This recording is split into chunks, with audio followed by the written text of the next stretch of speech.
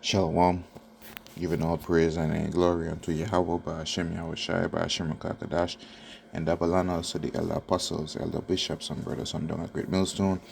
Salutations to the whole field elect. This is your brother I, Banyami. I'm here with another lesson. People are not in their right minds, man. You know what I mean? People are bugging out and are being set off by any and everything. As per the People magazine written by Ingrid Vasquez, it says woman allegedly shot estranged husband after he wanted a divorce. Lord willing, this lesson be edified unto elect to keep your mind. Alright, people are not right. Their minds are not in their right place these days. It says Christina Pasqualetto was booked on charges of attempted first-degree murder, aggravated assault, and forgery and theft. Normally, when people take, their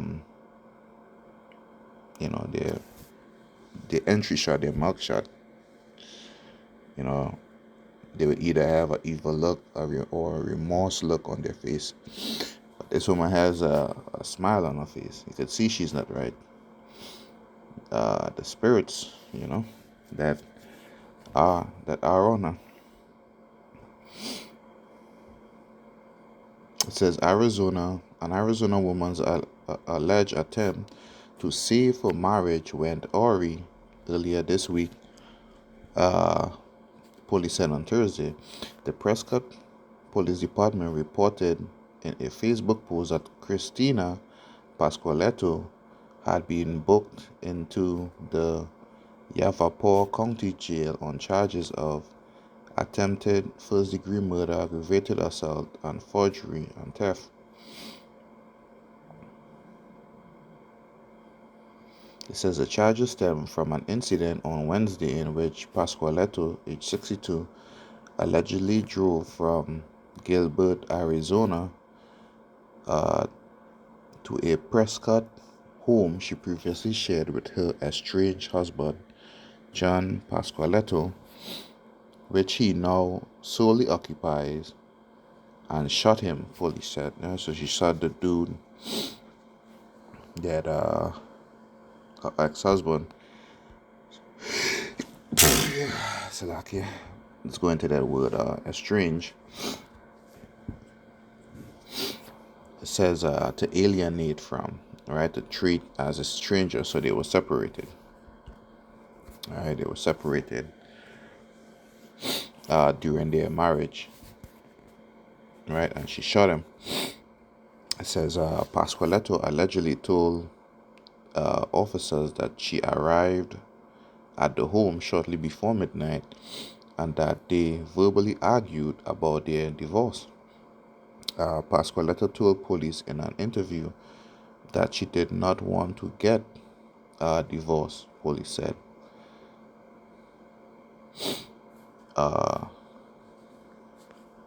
When he told her that he still wanted to get a divorce and wasn't changing his mind, she produced a handgun and shot him while he was still in bed, department explained in a media release. Yeah, and you could see why he still wanted the divorce. Normally, a woman would want a divorce if she has a higher replacement for her husband. So she probably did not have a higher financial or social replacement for her husband at the age of 62. That's why she probably wanted to hang on to the marriage. It says, after being shot by Pasqualetto, police say John, age 80, was able to knock her down, causing the gun to come out of her hand. During that time, the victim did strike the suspect with his hands and elbows to escape the situation. The victim was unable to escape and ran to a neighbor's house to call 911, they added in their release. After police arrived at the scene, It was determined that John had suffered a gunshot wound to his wrist and was immediately treated at the scene. He was then transported to a local hospital and later flown to a hospital in the Phoenix area, with non-life-threatening injuries. Police say John reported that he changed the locks at the home prior to the incident, but that keys and other items had gone missing. He also told officers that Christina had stolen checks and forged a check about a week prior of $10,000 in cash. Yeah, so she couldn't find his financial and social replacement. That's why she wanted to stay there. And she did these things instead, It says, according to police, a deposit slip that matched the transaction was found in Christina's purse, and she admitted to forgery and theft during an interview with detectives. It is not clear if Christina has legal representation at this time, and that brings the end of the article. So I just see one of the reasons he didn't want to deal with her. Look at her, her look, and this is why, we need to guard our mind, man, because they were separated. As the article said, they were estranged, So I'll first get Proverbs chapter 23. Slack chapter 4, verse 23. It says, keep thy heart. It goes into that word keep. It says to guard, to watch over, right? So you're supposed to guard your mind, guard. All right, and let's go into heart, which also goes into the word lab. Your heart is not, scriptures in this instance, is not a beating organism that pumps blood around your body. It says inner man, your mind, right? Your will, your understanding, right? So your mind, so guard your mind. Now it goes back to verse 23. It says, keep thy heart with all diligence. So guide your mind, right? So in the Etimon, I'm a visitor with diligence. It says a constant and earnest effort to accomplish what is undertaken. Diligence, attention, care, haste, speed. Right? So you're guarding your mind with constant and earnest effort. Because if you're given to carnal and evil spiritual thoughts, these are the things that you're going to carry out. These spirits influence you to do wrong. You're going to carry out theft, forgery, and attempted murder. It says, keep thy heart or your mind, right, with all diligence, for out of it are the issues of life. You know what I'm saying? So the problems that you would have, in your life, in your spiritual walk, all stem from the mind, because the temptation, it starts with your mind and then it is carried out with your body, your hands, your feet, or whatever. You understand? So you need to guard against these things. Pray, fast. So when these thoughts come upon you, you can rebuke it only in the name of Yahweh Ba'ashem Yahushai.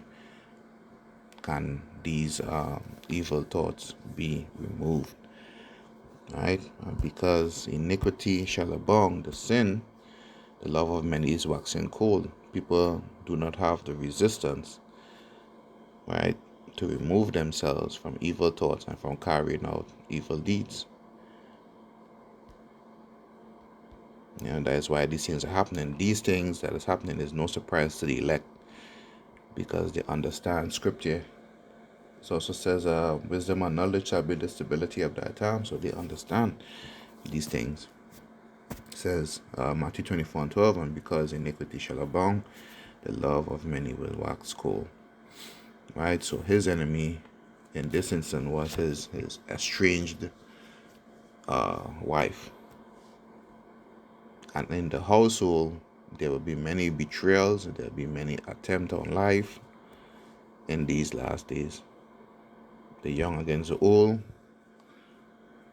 or the aged, brother against sister, neighbor against neighbor. And I'll close with this. This is Isaiah chapter 3 and verse 5. It says, "And the people shall be oppressed, every one by another, and every one by his neighbor. The child shall behave himself proudly against the ancient, right, the old, and the base against the honorable." Right? So no one, the younger are not going to have any regard or respect for the old. So as you all see, everyone and the people shall be oppressed, every one by another. You understand? So this guy, the husband, he was oppressed, by the woman. When you go into that word, by his strange wife, oppressed.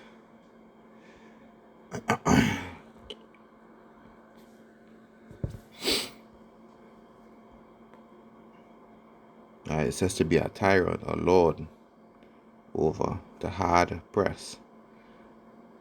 Right? A taskmaster, to tyrannize, to harass in the Strong's definitions. Right? To harass, to tyrannize, to distress. Right? So the woman, she was a distress unto her husband.